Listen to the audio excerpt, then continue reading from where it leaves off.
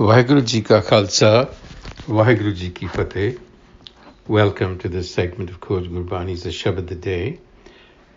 Our recitation today. Gauri Mahalla Panjama, Bhikhai Raj te Andhula Bhari, Dukh lage Ram Naam Chitari, Tere Das ko tu hi vadiyai, Maya Magan Narke le jai. रोग गिरसत चितारे नाव, बिख माते का ठौर न ठाऊं, चरण कमल स्यों लागी प्रीत, आन सुखा नहीं आवह चीत। सदा सदा सिमरो प्रभ स्वामी, मिल नानक हरे अंतर जामी। सदा सदा सिमरो प्रभ स्वामी, मिल नानक हर अंतर्जामी.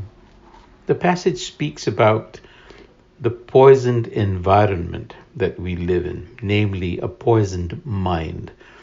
And how is the mind poisoned? It's poisoned because of our haume, which, as we have seen, is an existential affliction that has been given to humanity.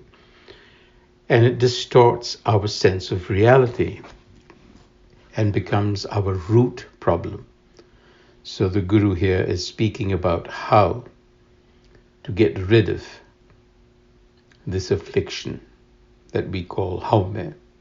So he begins by saying that we are living in a very poisoned environment. And when we are unhappy and faced with distress, we turn to the creator self, to the self, for help. But it doesn't really help because we are still in haume. The key is to step out of this perspective first. So he says, Bhikhai Raj te Andhula Bhari. Bhikhai Raj. Bhikhai is poison. Raj is governance. So in a governance where poison is reigning supreme, Andhula Bhari, blindness is deep. The blindness being referred to is not physical blindness, but mental blindness. That is to say, inability to see itself in its true perspective.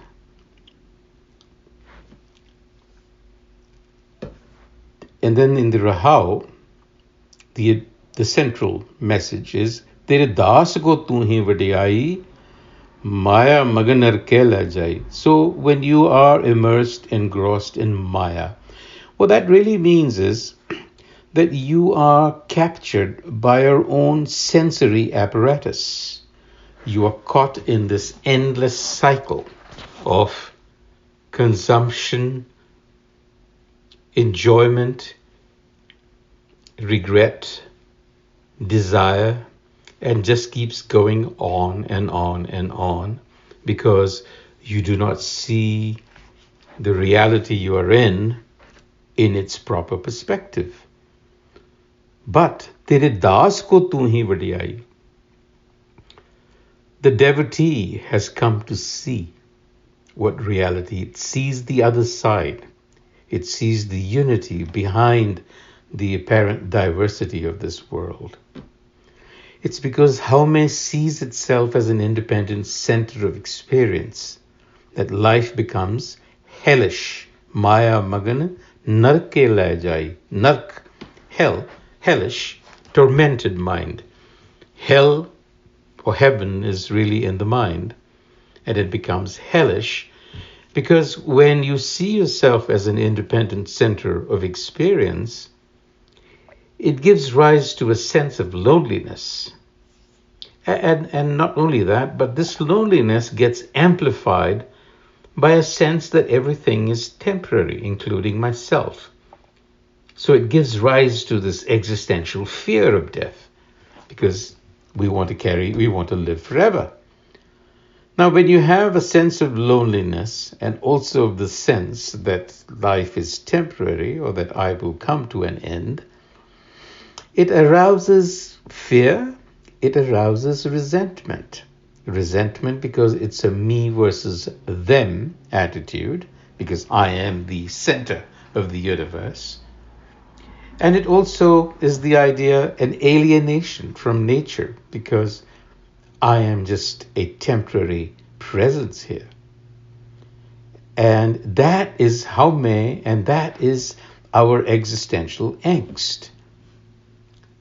Gurbani calls it a hoax that has been played on us with our own consent. And so the Guru says, look, when you are a rogue girast, to be girast is to be caught. So when you're caught within the rogue, a rogue is a disease, and again the disease is pointing to haume. In Gurbani, there is only one disease, one affliction, and that is your haume, your ego consciousness. I say ego I qualify it, but just to get the point across. And bikhamate tathaur na thai. So, chitare nai, you are afflicted, you're in haume, you can't chitaro now. In other words, you cannot meditate on self-knowledge as long as you're in that state.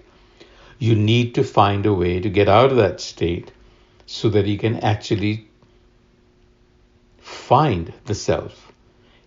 And that process is Charan Kamal Syo Lagi Preet. Charan Kamal, a metaphor, a trope for self-knowledge. And Charan Kamal, the feet of the Guru, meaning the knowledge of the Guru. You need that guidance. Syo Lagi Preet, become attached to it. Start loving it. Because if you don't, then you're not going to follow it. And then what happens is an sukha nahi aave cheet. An sukha, foreign thoughts. Foreign. An means foreign, but here it's talking about the pull of sensory pleasures will not distract the mind. So the key is that the mind has to be first withdrawn. There has to be some sensory deprivation, because as long as the mind is swinging around and not stable and is jumping from thought to thought or desire to desire, there is no way that you can possibly reach the self, and you will remain in that heightened state of hell, anxiety. So Charan Kamal Syo Lagi Preet is the key. That's the action. Fall in love with the teaching of the Guru. And then the Guru ends by declaring what he has done. Sada Sada Simran Prabh Swami. I have fixed my attention always on the Prabh self, on the self.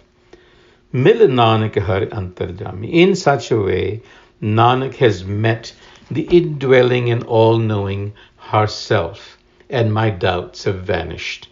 Now, Gur wisdom is my guide and compass, and leads me, helps me navigate this world.